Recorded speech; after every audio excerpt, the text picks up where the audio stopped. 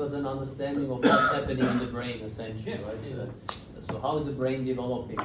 It's not just a snapshot, but it's really a developmental. And as he has mentioned, there might be something that happens at a certain point that makes you then develop Alzheimer's, for example. Exactly. It's a cortical dementia. Yeah. And, yeah, degeneration is in a way just a continuation of development, right?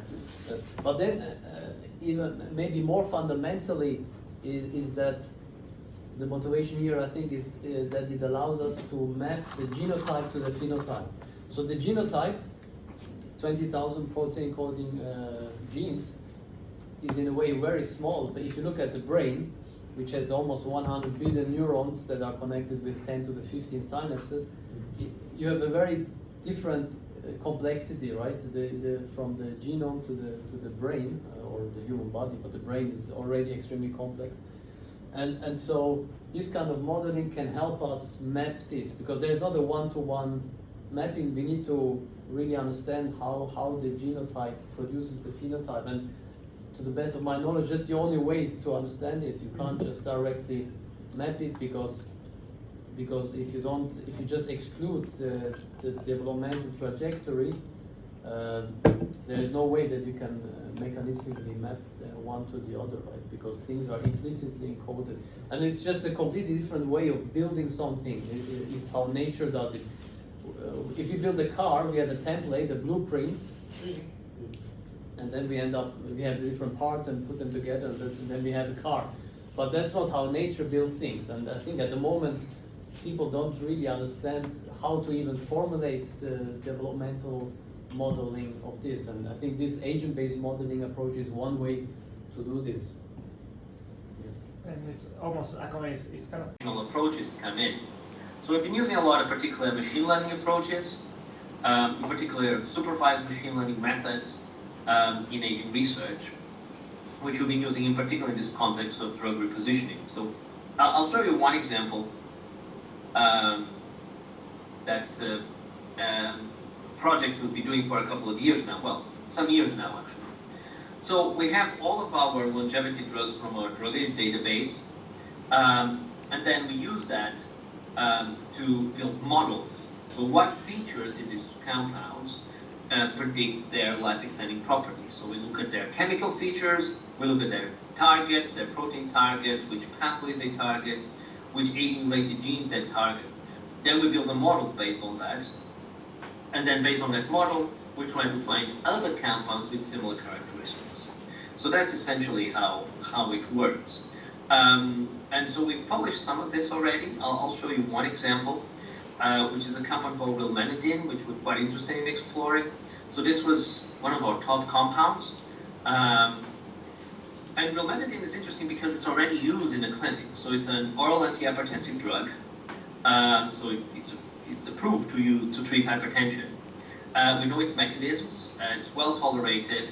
It targets these called imidazolidine receptors.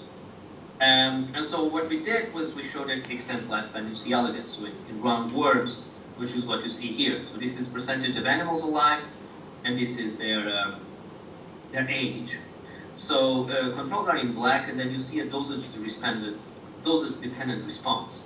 So 200 micromolar is the sweet spot. After that, it doesn't extend lifespan so much, or even abolishes the effects.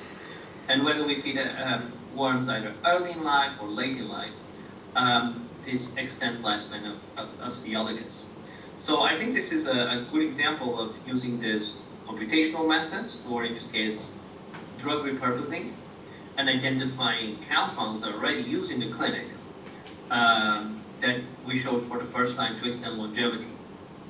And I mean, we published this a couple of years ago. This was a brilliant PhD student called Dominic Bennett who really led this project.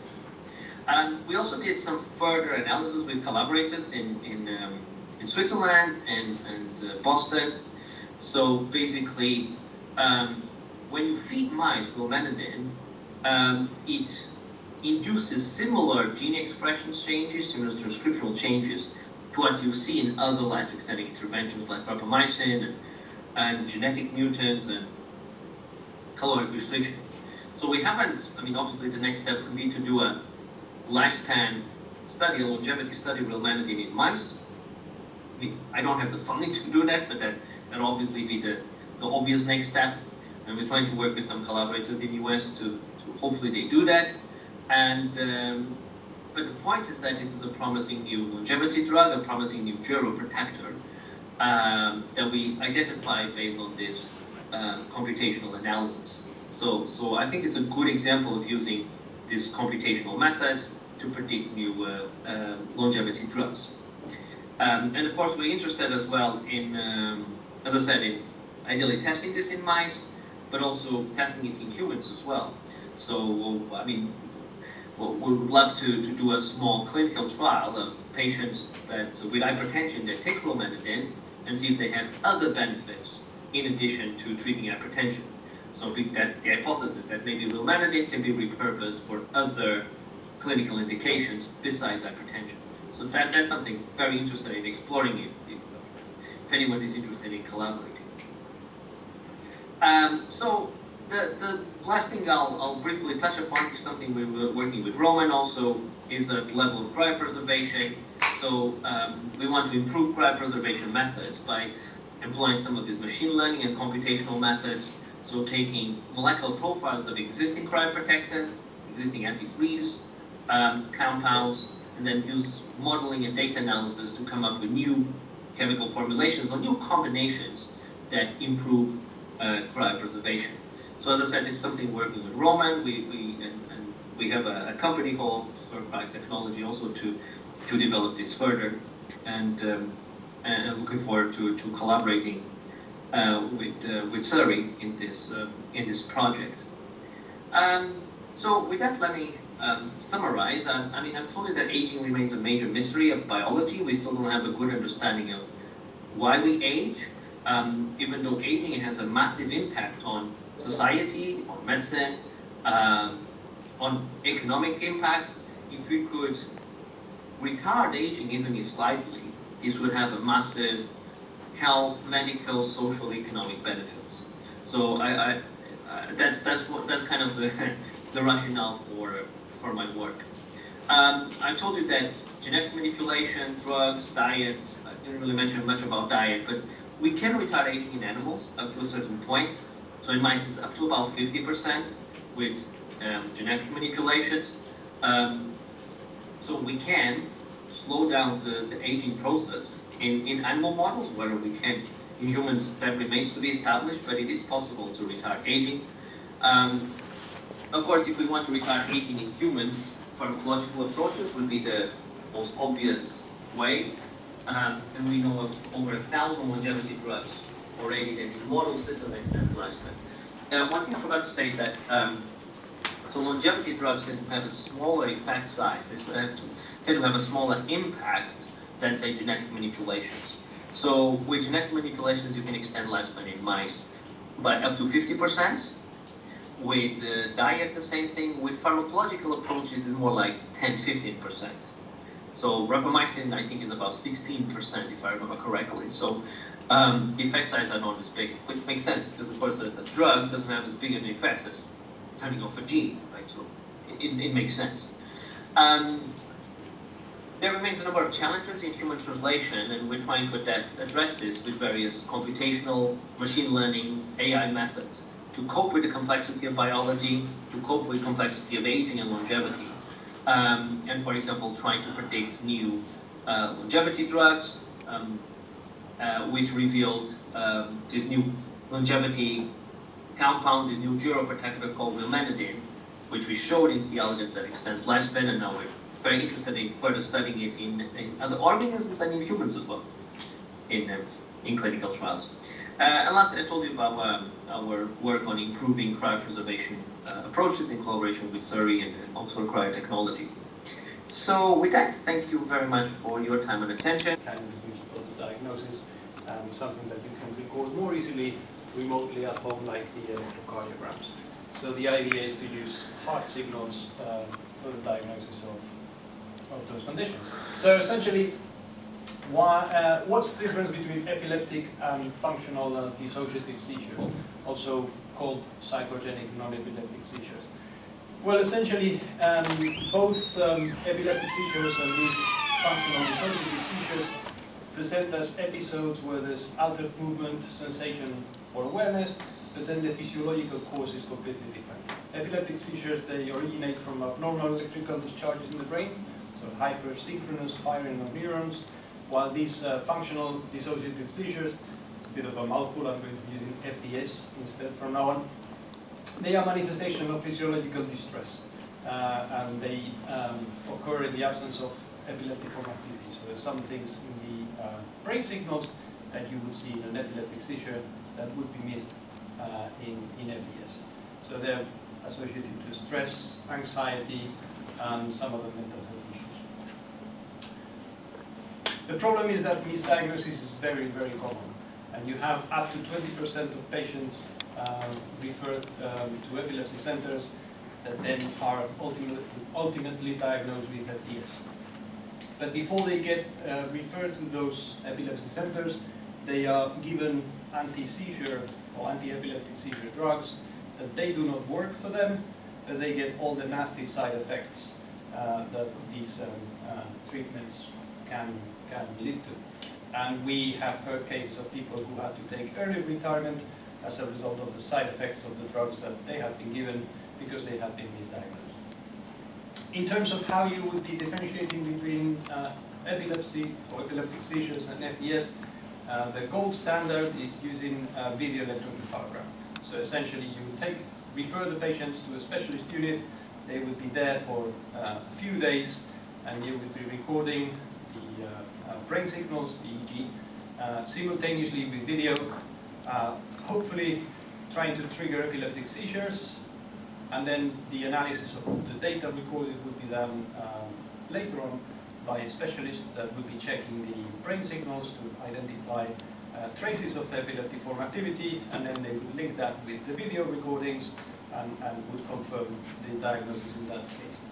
As you can imagine, that's expensive, labor-intensive, and requires hospital admission. And to make matters worse, not all epileptic events display clear ictal EEG abnormalities. Ictal gives those epileptic attacks. Okay, so the rationale behind what we tried to do in this study was to use complementary physiological biomarkers to try and diagnose this condition, or at least differentiate them. And one of them, an easy signal, is the electrocardiogram, which is a recording of the electrical activity of the heart. It's a non-invasive window into the autonomic nervous system function and how it works. You've got a nice wave from Wikipedia on the slide showing the different waves of one heartbeat. You can quantify the changes to the morphology of the ECG, and that reflects changes in what's happening in the heart. You can quantify what happens between consecutive heartbeats, measuring what's called heart rate variability. And there have been changes in ECGs have been explored in differentiating FDS from epileptic seizures, but the diagnostic accuracy is fairly limited. So the hypothesis of the study is, well, can we increase the classification performance by integrating a comprehensive analysis of the ECG and then combine that with explainable machine learning? And the proposal is to have an interpretable machine learning framework.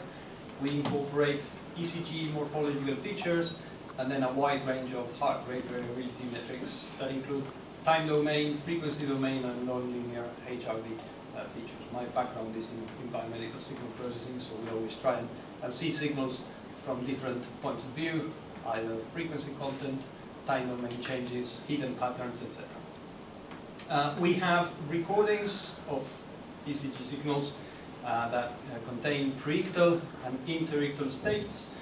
Preictal is the time shortly before an epileptic seizure is going to happen, and interictal is kind of background activity that you have between consecutive seizures. In an ideal scenario, what you would want to have is something that works in the interictal state, because you might be recording the signals with the subjects at home when they're not having any seizures, and then identifying those changes that could lead to the diagnosis in those states. We also quantify the changes in the preictal features relative to the interictal baseline, so how much those features would change when that happens. And then we used SHAP, so Shapley additive explanations, to identify which are the features that are most informative to try and use some sort of explainable AI in our work. On the slide you've got the proposed pipeline. We have the patient cohort with FDS and ES. We record the ECG data, then we extract information from the morphology of the waveform, and then also extract the heartbeats. When we have the heartbeats, we compute the heart rate, we compute the heart rate variability. We end up with a combined feature matrix where we do a statistical analysis to identify which features are provide significant differences between the groups. And then we have a little one subject out cross-validation loop where we train our models, fine-tune the machine learning algorithms. We apply the SHAP analysis, and using that framework, we then have some average evaluation metrics. In terms of data sets, we work with two different clinical databases from St George's University Hospital in London and the National Hospital for Neurology and Neurosurgery in London. 77 patients in the first one, 48 of them diagnosed with FDS and 29 with epileptic seizures. And on the second database, it was 75 patients with 49 of them with FDS. The recordings come from a clinical setting, so they were collected during that video electroencephalography that I mentioned previously, and the ECGs were recorded simultaneously. We're using a single lead setup. In ECG terminology, a single lead is when you have two electrodes, and what you measure is the potential difference between the two. And we used lead 1, so we have the electrodes placed on the right and left mid-clavicular lines. Signals were sampled at different rates, 256, 1024. We downsampled everything to 256 Hertz to work with the same sampling rate. And then there were some not so clean signals, so we had to perform some ECG pre-processing to remove extremely noisy recordings, and we ended up with a final data set with 125 participants, 42 of them with epilepsy and 83 with functional dissociative seizures. Sex distribution was balanced, which is very important because in FDS tends to be more prevalent in females than in males, and then the mean age also did not differ significantly. So we don't have age as a factor that could confound whatever that we do. In terms of the ECG analysis, we did a pre-processing using the NeuroKit2 toolbox for signal denoising and RPIC detection.